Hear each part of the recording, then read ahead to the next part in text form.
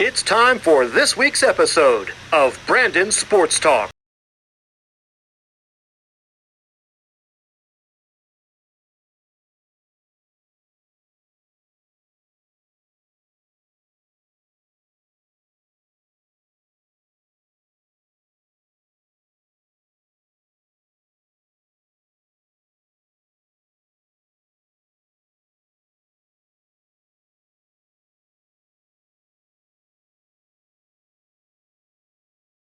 I gotcha.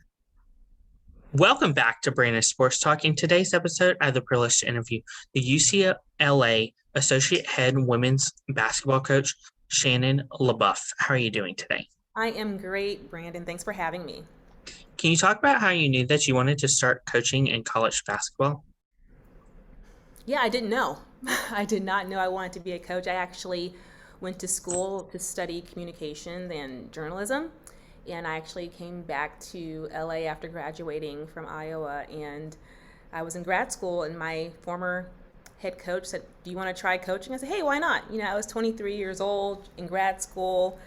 The world is your oasis, so to speak, or your oyster, they call it. I'm not quite sure what it is, but I was willing to try anything, and I've been doing it ever since. Can you talk about, of course, what was your playing career like? My playing career was, I think, me as a player, I was just a hard worker. So I was the player that you considered the glue type of kid, the utility player. I just kind of came in and played any spot the coach needed me to play, filled any role I needed to play. But for the most part, I was considered a defensive stopper. What was it like, obviously, putting on that Iowa jersey? Oh, it's incredible. Just so much history and legacy. Of course, when I went there, I was recruited by Coach Vivian Stringer. So to be able to play for a Hall of Fame coach and someone that I respected and admired so much, it was incredible to have the opportunity. Then, of course, to come in with the number one recruited class. There was seven of us, a sensational seven. They deemed us, and I always consider myself number seven on that list. It was just an awesome experience, and I think the sisterhood more than anything is what I love about it the most. I'm still in contact with my teammates and even players that came before us. I mean, that's to me such a great legacy when people are always coming back to pour into the program. So even I got married 2 years ago, and all my classmates were there. One of my classmates, her father passed away um, last summer. We all came to the funeral. So it's just the sisterhood that Iowa represents has been something that's stuck with me until now. What was it like as a player going to the NCAA tournament and making it to the Sweet 16? I've always played or coached at the highest level, so making the NCAA tournament is always just the end goal, right? We talk about the process and playing and competing, but ultimately you want to be in that field of 64. So to me, that was always the baseline. This is what we do. When I played, I went to the NCAA tournament. So as a coach, that was just kind of in my um, DNA, so to speak, that we go to the tournament, we compete for a national championship. Now, national championships have also eluded my career. I still don't have one, but that is one of my motivations that kind of keeps me going. What was that experience like as a player going to the Sweet 16 and playing in it? I mean, it's just when you know that you've played such a long season, and then to be able to be considered the top 16 teams in the country, it's a dream come true. But I think the next step for me in my career, even because I didn't make it as a player, the highest we went as was Sweet 16, is to get to that Final Four. I've been there once, I've been to one national championship game, but it's always that it keeps a bad taste in your mouth, right? It's something that keeps you motivated to want to get to even one more level. What was it like going to Iowa as coaching there at your alma mater? It was hard, if I'm honest. You when you go somewhere and you play there and then you come back only a year removed, you're now coaching your former teammates. So can you say awkward, right? We're teammates, we're friends. Now all of a sudden I'm your coach. But I will say it was hard, but also I had great coaches around me. They were my own coaches when I played. So they were super supportive and really gave me an opportunity to break into this profession. And it was really hard, if I'm just being honest, but I'm thankful for that because it kind of laid the foundation for me as a coach, and knowing that I wanted to be a coach after that. What's that transition like, obviously, at your alma mater, obviously coaching the teammates that you played with? Like I said, it was difficult. You go from Shannon to Coach Shannon, and you still see me as a friend, but I now have a whistle and have some level of authority. I'm not quite sure that I probably exercised any of that authority as a first year coach. I was just I was green, getting my feet wet, trying to figure all this stuff out. So I was kind of almost closer to probably what felt like a grad assistant coach, right? Because I had never coached in my life, and I'm out here. I at least knew what the program was all about, what we stood for, the plays. I mean, that kind of stuff made it easier. I was kind of the interim, I kind of the go-between, you would say, or liaison between the players and the coaches, but in a real coaching role, I would say. What was it like, obviously, leaving your alma mater to obviously get your first assistant coach job outside of your alma mater? Oh, I was excited. I mean, my coach and at that time boss resigned after a year at Iowa. So to be honest, I was just thankful to have a job, right? I mean, when your head coach is not there anymore, you need a job. And so how cool was it to be able to get a job that allowed me to come back home? And what people sometimes don't know, that actually was in grad school at USC when I went to Iowa to coach. So then I actually got hired by USC and was able to go back there and coach for the next 4 years. What was it like coaching at USC as the coach and recruitment coordinator? It was fun.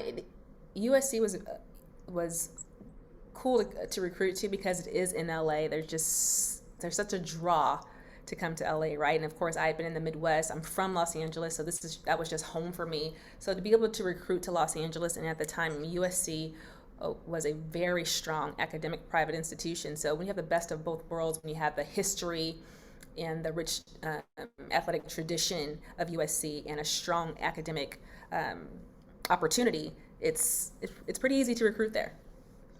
What's it like, obviously, leaving the Los Angeles area to come to North Carolina to coach at Duke? Again, my coach there resigned. I'm always in these opportunities or situations, I would say, where the coach resigns and I need a job.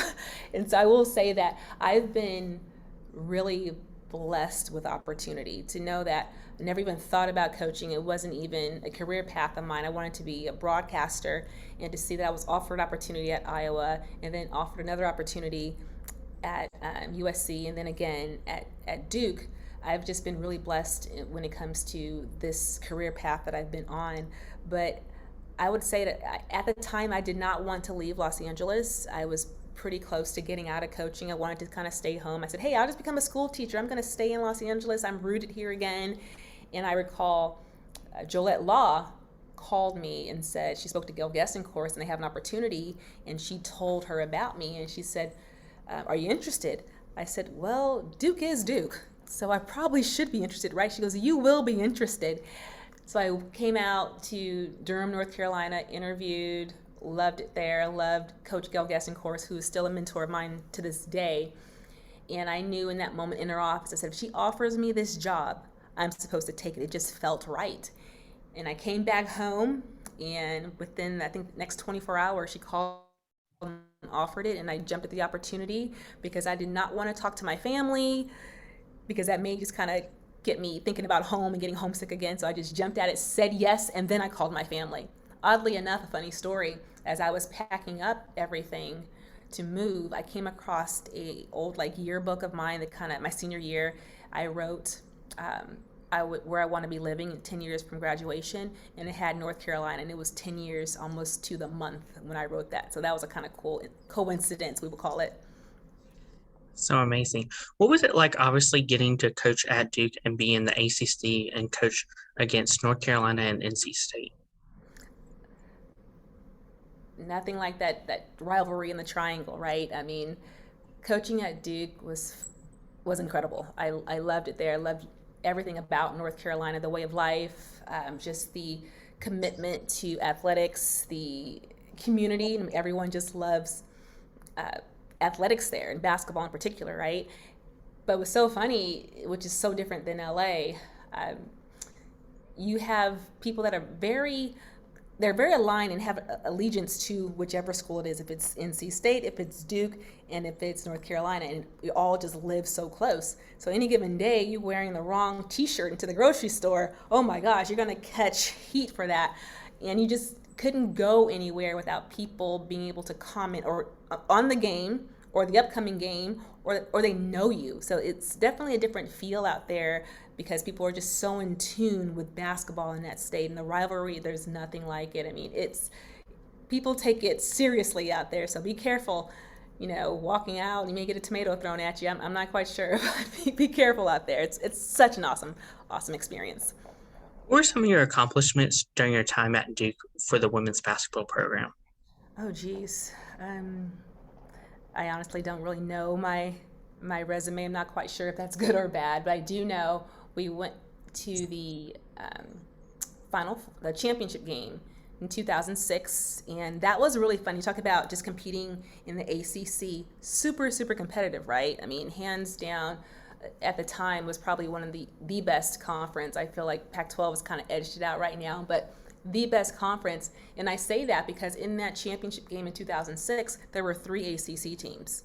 So it was Carolina, Maryland, Duke, and then LSU.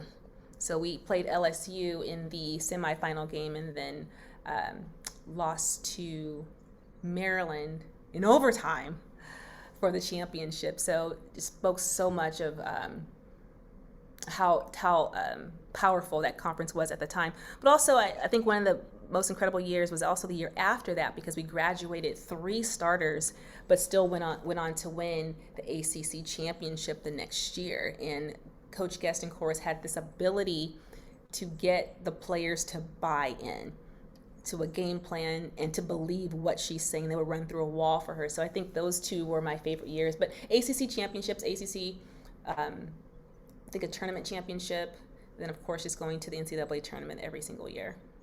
What was that experience like going to the NCAA tournament? I mean, fun. I think everyone has a life of its own every time you go, because each team is different. Each team is unique. Each team has had different hardships and trials and have to overcome different situations, be it injuries, being loss of certain players the year before, the learning curve. There's just, each team has a different personality and different story. So there's just a unique experience in going every year with a different team, and you just kind of look forward to each team having that kind of experience, because I really feel for those that don't get an opportunity to do that, because it is pretty special, and not everyone gets to go. So I think that's something that's pretty incredible to be able to put on your resume when you're older. Of course, what was it like during your time at Duke recruiting women basketball players to go to Duke, with Carolina and NC State being so close? What's interesting about Duke, I mean, it's a private institution compared to the other 2 schools, so there wasn't a strong in-state need to recruit. I mean, Duke, like my time at SC and like my time here at UCLA, recruited on a national scale. So at any given time, you probably wouldn't see that many North Carolina student athletes on the roster. You will see the best, right? We would try to get the very best that the state had, and that's when it became a real rivalry, right? When you're trying to compete for the best players in the state. And just like coming up here, I grew up a Bruin. It was either you chose allegiances with SC or with UCLA. Same thing growing up out there. It's like, okay, either you were a Tar Heel or you were a Blue Devil. And a lot of kids have their allegiances growing up. So it was always super competitive when it came down to those 2 or 3 recruits a year. But for the most part, the roster didn't have a lot of in-state kids on it. How was it like for you to obviously leave North Carolina to go back to Los Angeles to go coach at UCLA? I actually took some time off. I took some time away. I left Duke because I wanted a break from coaching. I thought that if I ever was going to have a chance to get married or have kids, I had to get out of this coaching field, because it takes so much time, and it's a serious commitment, and you travel a lot, you're always at work. So I figured, let me just step away and see what else is out there for me to do. And I went to Bible college. I left North Carolina and I kind of worked at my church for a little bit after I left in 2009. And in 2010, I went to Bible college in Ohio, and I graduated with a degree in like pastoral leadership and interdisciplinary studies. And I had no thoughts of going back into coaching. I have known Corey since I was a teenager. She was like a graduate assistant coach here at UCLA when I was being recruited. So she's known me ever since then. When I was at USC, she was at UC Santa Barbara. When I was at Duke, she was at Florida State. So we've always had this relationship, this friendship. So I called her to congratulate her on getting the job, and I called the office because I didn't have an accurate number, and she answered the phone, which totally threw me off. I'm like, why are you answering the phone? Where is your secretary? She's like, I don't really have anyone right now. And so I called to congratulate her, and she said, would you ever consider coaching? And I said, absolutely not. I'm not coaching again, nor will I live in LA again. And she said, just give it a thought. I've always had you on my short list. If I ever got a head coaching job, I wanted to give you a call. I just never thought I would be able to afford you in my first coaching job. And I'm like, no. She said, just think about it. So I was in the midst of finals, and I said, hey, let me finish my finals. Let me go ahead and graduate, and we'll have a conversation.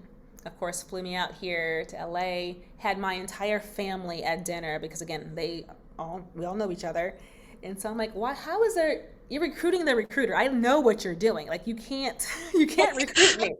I do this, right? And we sat down, had a great dinner, and she said, create your job description. Tell me what you would want to do, what drives you, what gives you life. And I talked a lot about mentorship and leadership. If I can't be a mentor, because I know that's my strength, that's my calling, that's my gift, is I am a mentor towards young women. If I can't do that, I don't want to coach anymore. And she said, got it, done. Name your price. Name my price. Got it, done. She's like, so you want the job? I'm like, oh my gosh, did I just like back myself in a total corner here by doing that? But I knew at the time it felt right to come back to LA. And I thought I'd be here for a couple of years and again, go on to ministry. And here I am 11 years later. It's been an awesome ride with Coach Corey, Tony, Noonan, and I. We three of us have been together. This is our 11th season. Coach Jenny left 4 years ago to become a head coach, and Coach Tasha came in, who's my best friend. So, like, I'm at home with my family. It just doesn't get better. I mean, it's UCLA. It's #1 public school in the country. It's just, this is home. It's home. Of course, that's so amazing. What was it like going to 6 NCAA tournaments during your time with UCLA? It's been so much fun. If you think about where we started, when you take over a program, it's very hard. You haven't recruited any of those kids. You're trying to reestablish culture, right? And I think the first year, we got here in 2011, so our first season would have been 2012. Didn't make it. I think the next year we went to the NCAA tournament. And so now 2014, we're starting to get more of our players in. We had the #1 recruiting class in 2014, and those were babies. 2015, they were our babies, and we went to the NIT, and they did not want to go. It was almost a mutiny. It felt like they just like, we don't go to the NIT, we just do the NCAA tournament. And I'm like, first of all, you guys really haven't done anything, but okay. And they play one game, and each game they started to just get more competitive, right? Because once you throw the ball up, everybody wants to play. But what happened that season is that we began to click, but we started to run out of time, right? The season just kind of progressed along, just kind of kept going. But we ended up winning the NIT. We went from not wanting to compete and play in it to winning it. And then that was the turning point. That is when we started to consistently go to the NCAA tournament. And for the most part, just always a Sweet 16, except for last year. And then, of course, next question is going to be about the Elite Eight. And that was awesome because we hadn't been to the Elite Eight at this university since 1999, I believe. So to be able to get that, monkey off your back a little bit and break into the next level, or next tier in the field was amazing, especially for that group that came in for 2014 class. they wanted to get us closer. I mean, the goal was obviously to make it to the Final Four, but they helped build what UCLA is today. And so you have players before that like Carrie Corver, Naira Fields, Becca Gardner, and those players really were like the pillars, right? And the foundation. And since then, we've just been getting more and more talent, be able to sustain success within this program. Of course, as a coach, what was it like taking the team to the Elite Eight? I mean, like, again, it was 2000, what year was that? 17, 18, somewhere around there.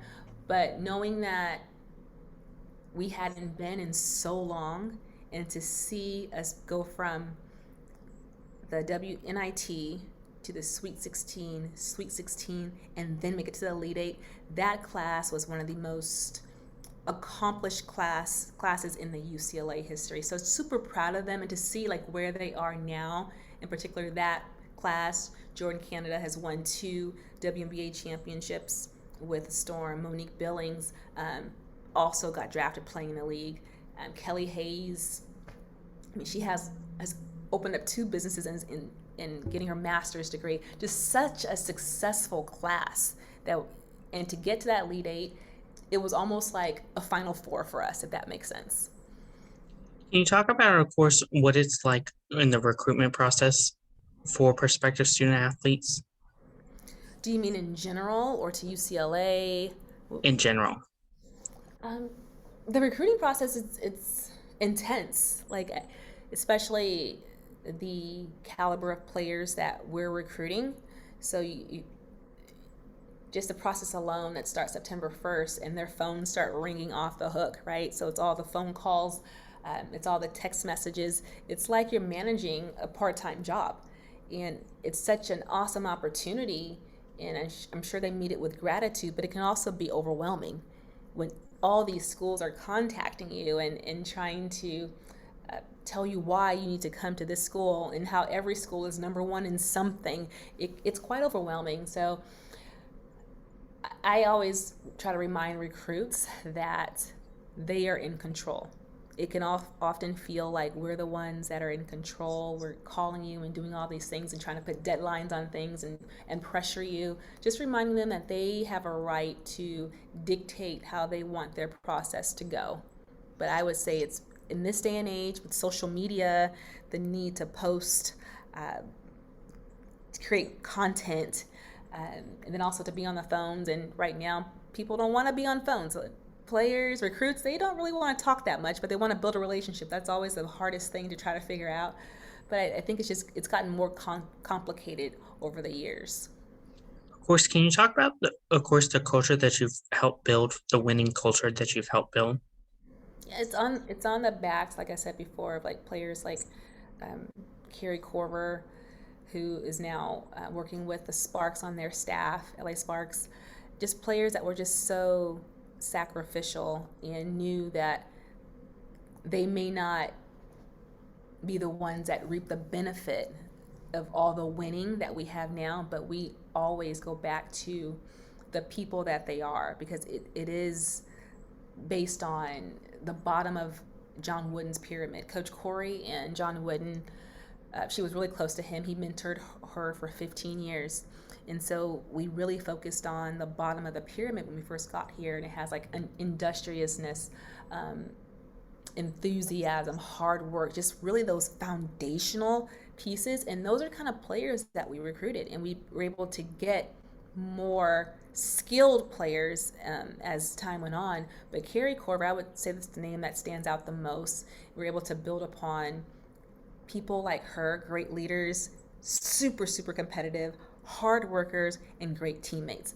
And those are the things that have consistently been woven inside our program as we get more talented players. We do not want to lose sight of what it takes to win, and that is just the hard work and being great teammates. Those are our 2 must-have components when it comes to recruiting. Of course, what is it like playing against teams like Oregon and Stanford in your conference? Oh, it's fun. Oh my gosh. I mean, every game now we can isolate Oregon, we can isolate Stanford, but when you look at where a conference has gone, you look at how top to bottom, it's just hard night in and night out. I mean, you had two Pac-12 teams, right, in a national championship game. So just thinking about the Arizonas, and there's also ASU that's always very competitive every year, Oregon State every single year. We just played Washington State, who's now in the top 25. So was Colorado. I mean, it's super competitive. So every game, it's like you're playing an NCAA team. So the good thing about the Pac-12 is that it prepares you for the NCAA tournament, because we're going to have 7 or 8 teams in that NCAA bracket. Of course, for the recruits, what does the official visit look like at UCLA? The official visits at UCLA are the very best visits in the country. Why? Because, first of all, we're in LA, and there's just so much to do, and the sun is shining. So we can go on hikes. We can go get in the Pacific Ocean and go to the beach, go to the Santa Monica Pier. We can.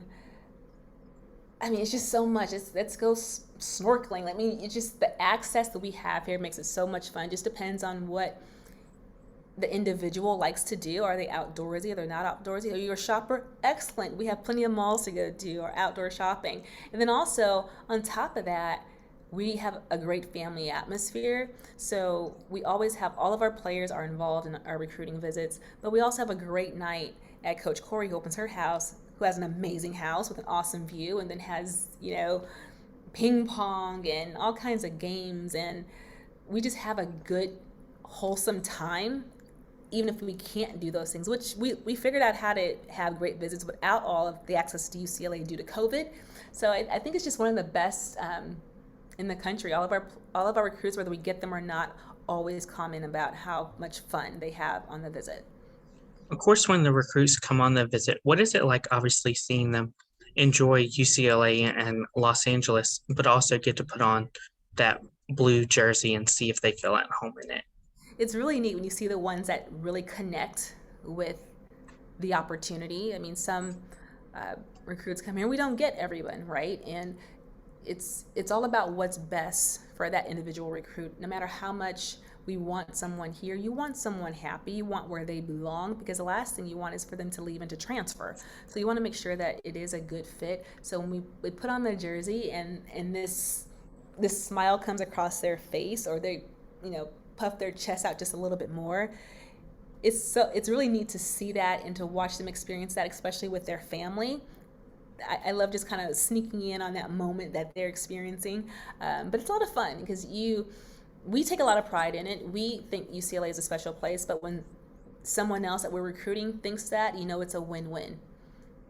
Of course, as a coach, what are some of the things that you look at in prospective student athletes when you go on the visits to the schools?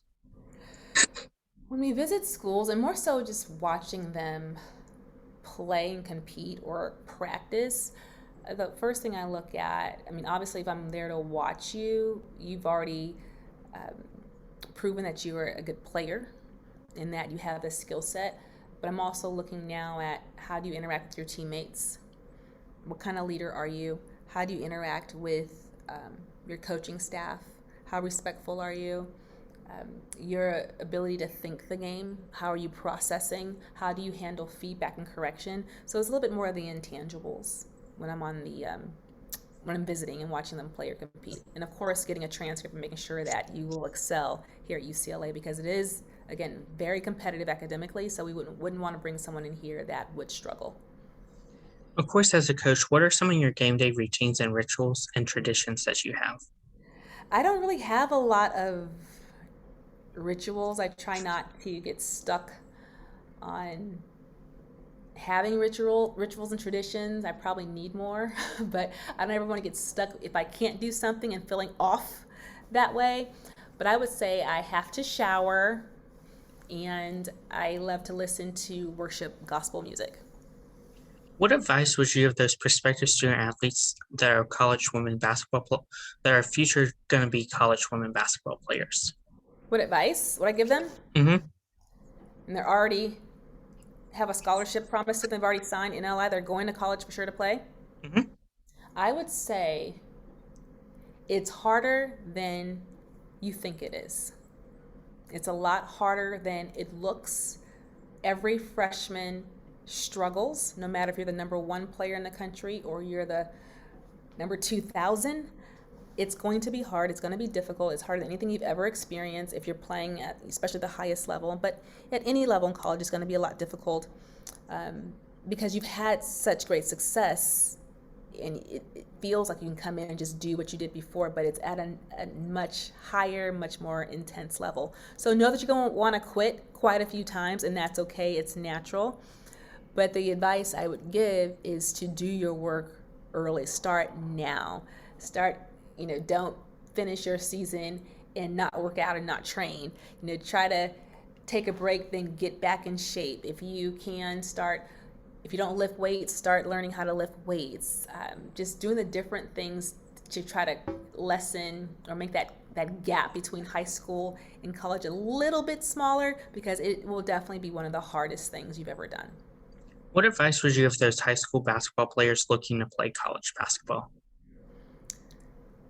I would say if you're looking to play, have an honest conversation with someone that really understands NCAA basketball. So I think trying to identify which level you would excel at or actually have an opportunity in. I get tons of people that write in constantly, and some, quite frankly, cannot play at a high D1 level or even D1. Some are more D2 or NAIA. So just really having a realistic understanding of what level that you can compete at, and then have your coaches reach out to coaches in that particular division and see if they can help get you an opportunity. What advice would you give those college basketball players that are playing college basketball now, looking to go professionally, whether it's the WNBA or overseas? Work ethic matters. We look at players that have been drafted from our program. We've had someone drafted every year for the past 4 years, and you have to have a work ethic if you want to have any chance of even making a roster. There are limited opportunities, so you really have to set yourself apart. And I think you being a hard worker, you have to have the skill. The rosters are very small and there are not that many teams. And your ability to be a great teammate and lead. We have conversations with WNBA coaches all the time, and they are constantly asking you, what kind of teammate are they? Because they're concerned about the locker room and what's going on in the locker room. They want to know if they're able to lead, or if not, at least follow. They want to know what kind of work ethic they have. Those are the three major things that WNBA coaches bring to our attention when they're asking about any of the players they're interested in. That's great advice. What advice would you give future college coaches looking to get started in coaching college basketball? Run! Don't do it. No, I get this question all the time, and it's really hard, especially like considering how I got my opportunity. I feel like the easiest way to get in is when you know someone offers you an opportunity. I got in through my coach, but it's very difficult. So I would say make yourself known. If it's being able to volunteer, come observe practices, volunteer in places that you can for certain things. Yeah, I think that's the biggest thing. And just network. You have to people have to know you and feel comfortable with you when it comes to hiring. So a lot of people tend to hire people that they know or someone that they know recommends. So you got to make sure that you also have a very good work ethic and that your name stays clean. No one wants to take a risk on someone when there's messiness attached to their name. So be a person of integrity, someone that works really hard, and make sure you're in it for the right reasons. I think if you want to coach, could it be lucrative? It could, but if you're not in it for the right reasons, I think it'll be hard to sustain anything. That's great advice. Where can my listeners find you at on social media along with the UCLA basketball program at? You can find me on Twitter and Instagram at I'm a mentor underscore UCLA. So I am a mentor underscore UCLA at both Twitter and Instagram. Maybe it's not an underscore. I can't remember. I may have changed it, but it's definitely I'm a mentor UCLA. And then UCLA women's basketball can be found across all platforms at UCLA WBB. Thank you again, Coach Shannon LeBeauf, for your interview, and best of luck in your future at UCLA. Thank you so much. Go Bruins! You can find Brandon Sports Talk on Facebook at Brandon Sports Talk, Instagram at Brandon Sports Talk, Twitter at Talk_Brandon, and you can find me on YouTube at Brandon Sports Talk. Don't forget to like, comment, and subscribe. Thank you again, Coach Shannon, for your interview, and best of luck in your future. Thank you. You've been watching Brandon Sports Talk. Please feel free to like, share, and subscribe to Brandon Sports Talk on social media and on YouTube.